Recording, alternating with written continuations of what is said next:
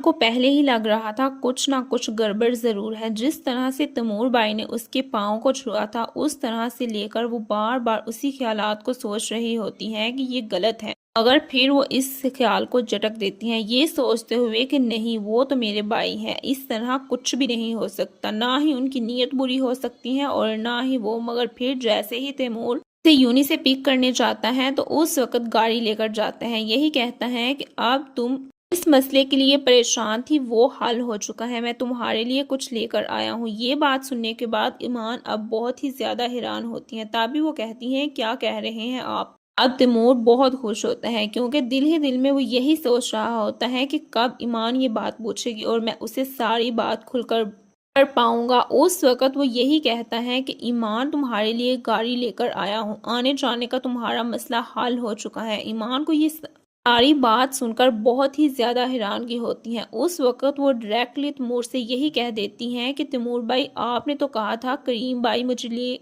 आया करेंगे और छोड़कर जाया करेंगे, तो फिर अब ये सब कुछ क्या है। नहीं, मुझे आपका कोई वक्त नहीं चाहिए और ना ही गाड़ी चाहिए। ये बात सुनने के बाद तैमूर भी ईमान से सीधा ही बात करता है और यही कहता है कि अब तुम्हारा हक मुझ पर सबसे ज्यादा है। ईमान को अब तो उसकी नीयत में खोट नजर आना शुरू हो जाती है। तभी वो उससे डिस्टेंस मेंटेन करती है, मगर अब वो आहद की तरफ भी नहीं जाती, क्योंकि आहद ने भी ये बात उससे पहले ही कर दी है कि अगर तुम मुझे नहीं बुलाओगी तो मैं तुम्हारे पास नहीं आऊंगा। मगर हाँ, एक बात हमेशा याद रखना, अब जब भी तुम नाराजगी खत्म करोगी तो तुम ही पहल करोगी। अब ईमान तो पहले ही बहुत एटीट्यूड में रहती हैं, मगर वहां ही जैसे ही सोच रही होती हैं आहद के बारे में, तो अभी बिलाल की कॉल आ जाती है। जैसे ही वो फोन रिसीव करती हैं तो उस वक्त बिलाल से यही कहती हैं कि हेलो आहद, आपने खुद कॉल की। तो बिलाल ये सब कुछ सुनकर एकदम शॉक्ड हो जाता है, क्योंकि पहले ही वो ईमान को कई बार समझा चुका था कि इन सब से दूर रहो, कोई भी यहाँ मुखलिस नहीं। जो अपनों के मुखलिस नहीं हो सकते,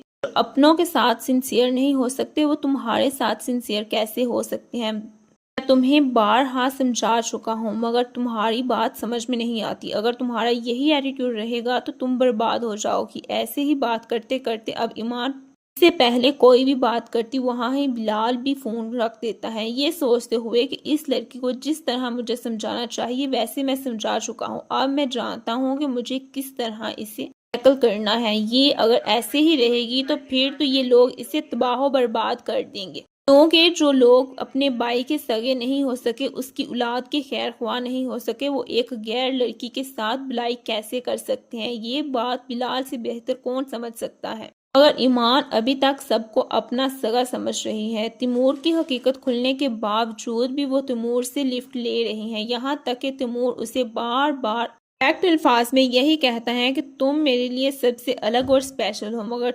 ईमान इतना कुछ सुनने के बावजूद भी आगे से यही कहती हैं कि नहीं, तैमूर भाई गलत नहीं हो सकते, क्योंकि उसे अपने से ज्यादा तैमूर भाई पर भरोसा है। मगर वो ये भूल रही हैं कि वो भी एक मर्द है। इस तरह से बार बार सबके सामने ईमान की बात को रद्द नहीं करता और बार बार उसे इतनी अनायत बख्श रहा है, तो उस पे भी कोई ना कोई तो उसकी अपनी खुदगर्जी शामिल होगी। मगर दूसरी तरफ जैसे ही आहद पीछे हट चुका है, नाराजगी शो करवा रहा है, ये सोचते हुए ईमान मुझे मनाएगी, तो वहां उसे इस बात का अंदाजा नहीं हो रहा कि ईमान का बहुत बड़ा नुकसान होने वाला है, बल्कि ईमान अकेली का नहीं, आहद का भी साथ बहुत ही बड़ा नुकसान होने वाला है। जैसे ही उसे हकीकत मालूम होगी तो उस वक्त वो ना चाहते हुए भी तैमूर के खिलाफ खड़ा हो जाएगा, मगर ये बात ताईजान को बहुत नागवारा गुजरेगी।